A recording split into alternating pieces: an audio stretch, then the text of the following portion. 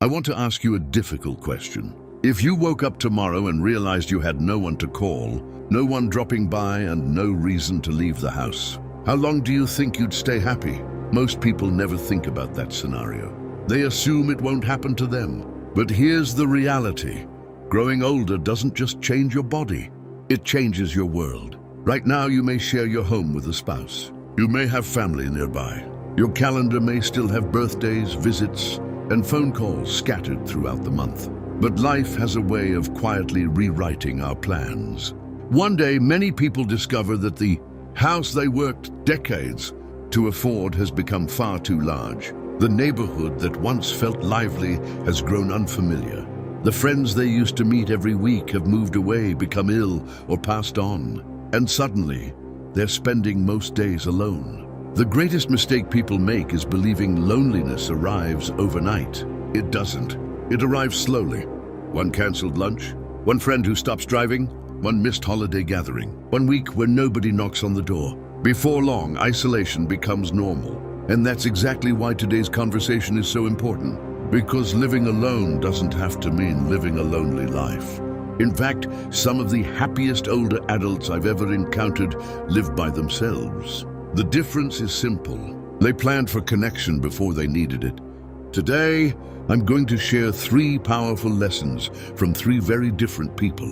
The first person chose privacy and ended up trapped by it. The second chose comfort and lost a sense of purpose. The third discovered something far more valuable than either. And by the end of this video, you'll understand why where you live in your later years may be one of the most important decisions you'll ever make. If this topic speaks to you, let me know in the comments by typing, "I'm listening." Because what we're about to discuss affects far more people than most realize. Let's begin. The first story is about Margaret. When her husband died, she was 72 years old. Everyone expected her to move closer to family. Instead, she did the opposite. She purchased a beautiful cottage overlooking a lake. It was peaceful, quiet, scenic. The kind of place people dream about retiring to. For the first few weeks, it felt perfect. She drank coffee on the porch every morning. She watched birds glide across the water.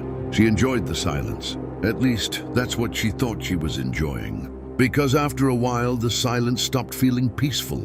It started feeling empty. Days passed without meaningful conversations. Trips to town required long drives. Unexpected visitors became rare. When winter arrived, the isolation became impossible to ignore. There were evenings when she sat in her living room and realized she hadn't spoken to another person all day, sometimes not even the day before.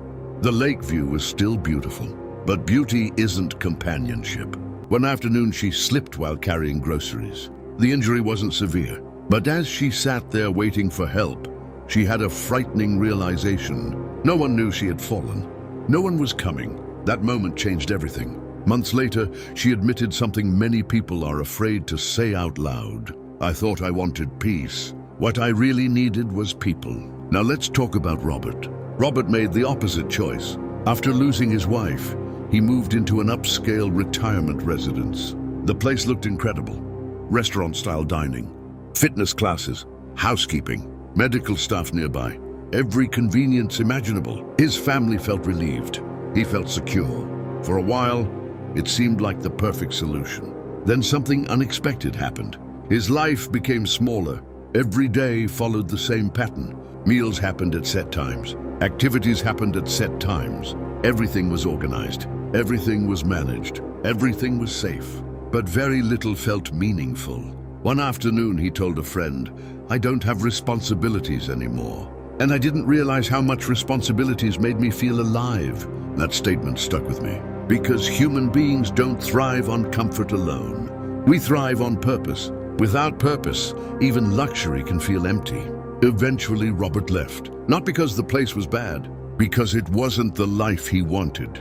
He wanted choices. He wanted spontaneity. He wanted to feel engaged with the world again. Which brings us to the third story. The one that changed my perspective entirely. This is the story of Elaine. When she became widowed at 70, she spent nearly a year planning her next chapter. Not reacting, planning. She visited neighborhoods, walked the streets, talked with residents, sat in local cafes, observed how people actually lived. Eventually, she chose a modest apartment. Nothing fancy, no luxury amenities, no breathtaking views. But it had three things that mattered: a grocery store within walking distance, a community center nearby, and a public park filled with activity.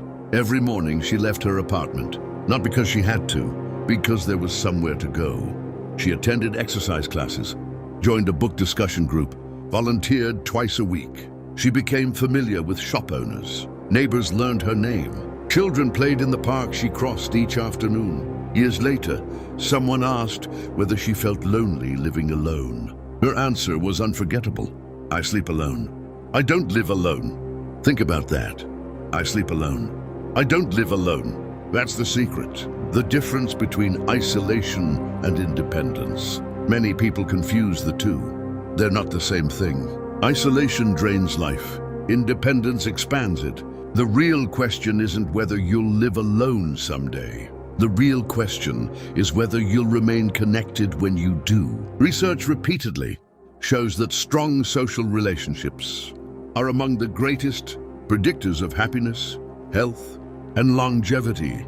People need people, not occasionally, regularly, consistently, meaningfully. We were never designed to spend our lives disconnected from one another. And yet many retirement plans focus almost entirely on finances. How much money will I need? How big should the house be? What will healthcare cost? Important questions, certainly. But here's another one. Who will I see every day? That question may be just as important, perhaps more. So let's discuss 3 practical living strategies that can make an enormous difference. The first is choosing proximity over square footage. Many older adults stay in homes that are larger than they need because leaving feels emotional. But a smaller home in a connected neighborhood often provides a much richer life. Imagine living 5 minutes from activities, friends, and services instead of 30 minutes away.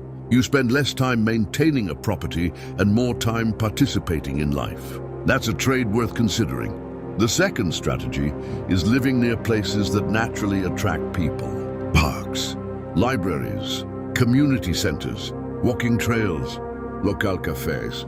These places create effortless social contact. You don't need to schedule every interaction. You simply become part of the rhythm of the community.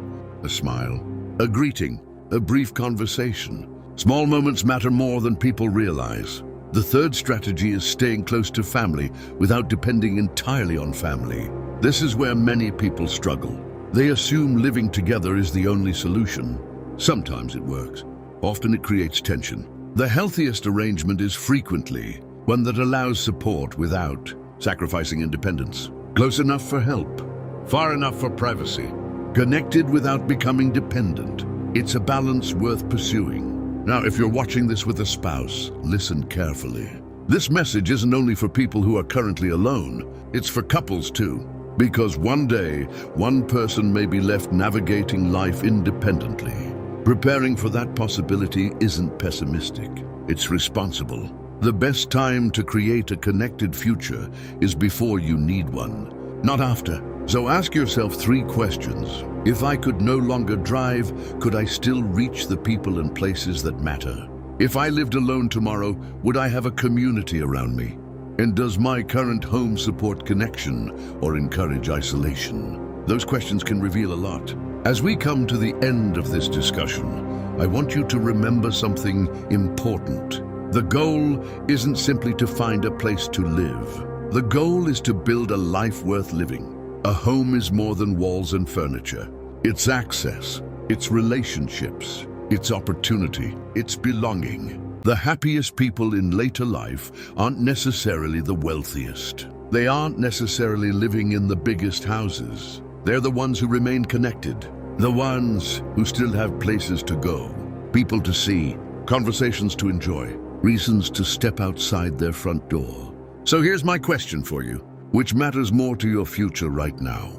Number 1, living closer to activities and community. Number 2, living closer to nature and daily walking opportunities. Or number 3, living closer to family while maintaining independence. Leave your answer in the comments below. Your response may inspire someone else to start thinking differently about their future. And if you found value in today's conversation, consider subscribing and joining our growing community. We're here to explore how to age with confidence, purpose, and dignity. Thank you for spending this time with me. And remember, living alone is not the problem. Living disconnected is. The moment you understand that difference, you begin creating a future that feels not only safer, but far more meaningful.